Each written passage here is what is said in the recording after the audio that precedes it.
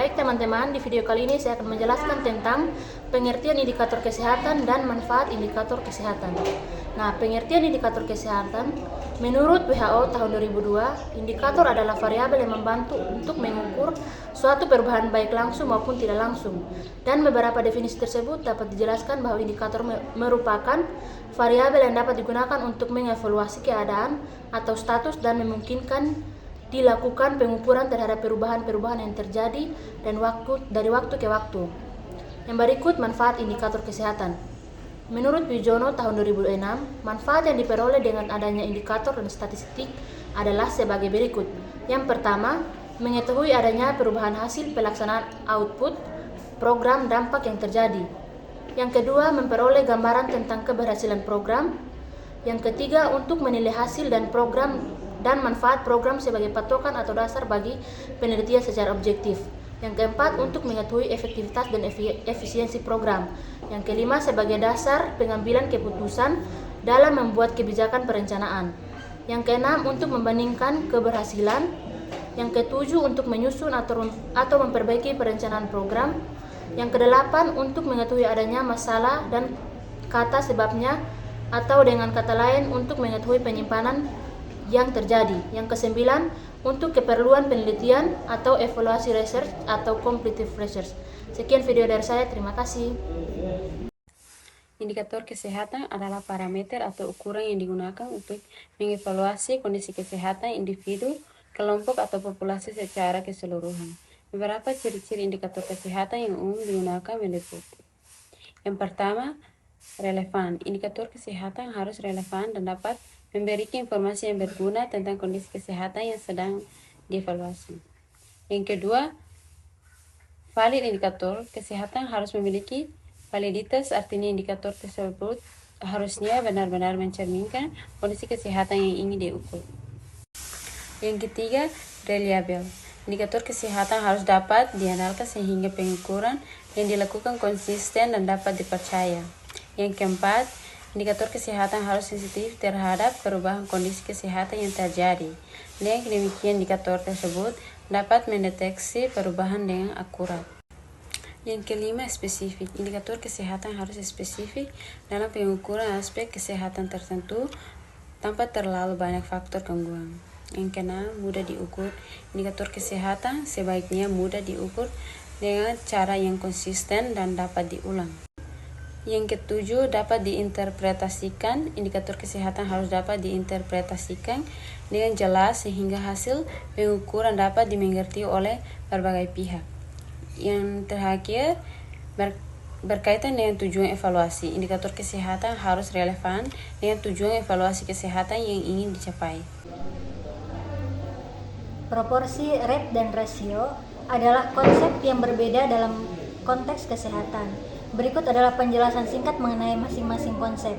Yang pertama itu adalah proporsi. Proporsi adalah perbandingan antara bagian dari suatu populasi dengan keseluruhan populasi. Proporsi biasanya dinyatakan dalam bentuk persentase. Contohnya, proporsi dalam kesehatan adalah proporsi individu yang menderita penyakit tertentu dibandingkan dengan keseluruhan populasi yang diteliti. Yang kedua adalah rate. Rate adalah ukuran perubahan suatu kejadian atau kondisi kesehatan dalam jangka waktu tertentu. Rate biasanya dinyatakan dalam bentuk jumlah dan kejadian per unit waktu atau populasi. Contoh rate dalam kesehatan adalah angka kejadian penyakit tertentu per 100.000 penduduk dalam setahun. Yang ketiga adalah rasio. Rasio adalah perbandingan antara dua jumlah atau ukuran yang berbeda. Rasio tidak hanya terbatas pada perbandingan antara dua variabel yang serupa. Contoh rasio dalam kesehatan adalah rasio jenis kelamin di suatu populasi atau rasio antar jumlah kasus positif dengan jumlah kasus negatif dalam uji diagnostik. Dalam konteks kesehatan, proporsi, rate, dan rasio digunakan sebagai metrik untuk mengukur dan memahami kondisi kesehatan suatu populasi. Setiap konsep memiliki kegunaan dan aplikasi yang berbeda, tergantung pada tujuan penelitian atau evaluasi kesehatan yang dilakukan. Terima kasih. Angka kesakitan atau morbidity rate adalah salah satu indikator kesehatan yang mengukur tingkat kejadian penyakit atau gangguan kesehatan dalam suatu populasi pada suatu periode waktu tertentu.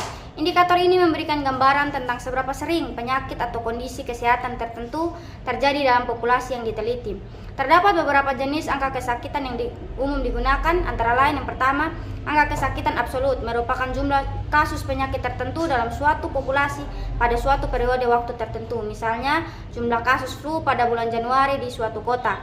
Kedua, angka kesakitan relatif merupakan perbandingan antara jumlah kasus penyakit tertentu dengan jumlah populasi pada periode waktu yang sama. Angka ini biasanya dinyatakan per 1000 atau 100.000 populasi. Ketiga, angka kesakitan kumulatif merupakan jumlah kasus penyakit tertentu yang terjadi selama periode waktu tertentu dalam suatu populasi.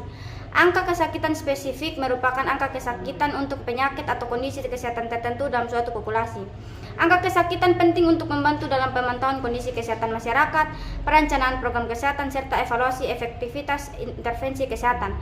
Dengan memahami angka kesakitan, pihak terkait dapat mengidentifikasi masalah kesehatan yang mendesak dan mengarahkan sumber daya untuk penanggulangannya. Angka kematian atau mortality rate adalah salah satu indikator kesehatan yang mengukur tingkat kematian dalam suatu populasi pada suatu periode waktu tertentu. Indikator ini memberikan informasi penting tentang seberapa sering kematian terjadi dalam populasi yang diteliti, baik secara keseluruhan maupun akibat penyakit atau kondisi kesehatan tertentu. Beberapa jenis angka kematian yang umum digunakan meliputi: yang pertama, ada angka kematian absolut, yang merupakan jumlah kematian yang terjadi dalam suatu populasi pada suatu periode waktu tertentu. Misalnya, jumlah kematian akibat penyakit jantung dalam 1 tahun di suatu wilayah. Yang kedua, angka kematian relatif. Angka kematian relatif merupakan perbandingan antara jumlah kematian dengan jumlah populasi pada periode waktu yang sama. Angka ini biasanya dinyatakan dengan per 1000 atau per 100.000 populasi. Yang ketiga, angka kematian kumulatif, yang merupakan jumlah total kematian yang terjadi dalam suatu populasi selama periode waktu tertentu. Yang keempat, angka kematian spesifik merupakan angka kematian untuk penyakit tertentu atau kelompok usia tertentu dalam suatu populasi.